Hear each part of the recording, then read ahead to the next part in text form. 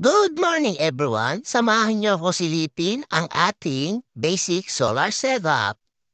Maganda pala ang panahon, sana magtuloy-tuloy pero ayan na naman yung mga ulap parating na.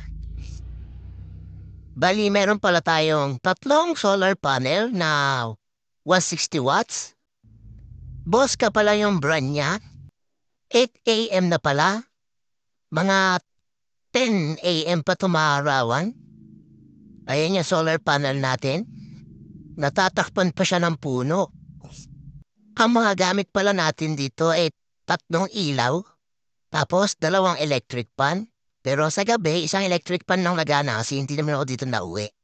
Kaya ito pala yung napuproduce ng solar ngayon. Bali 28 watts, 2 amps. Kasi hindi pa maharaw. Ito yung charger natin, LEJoy, 400 watts yan.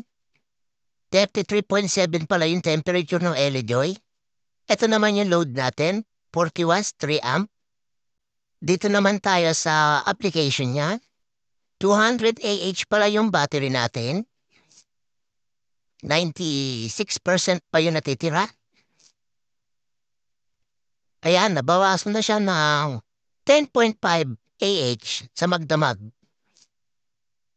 Thank you for watching. Please like and share. Don't forget the stars.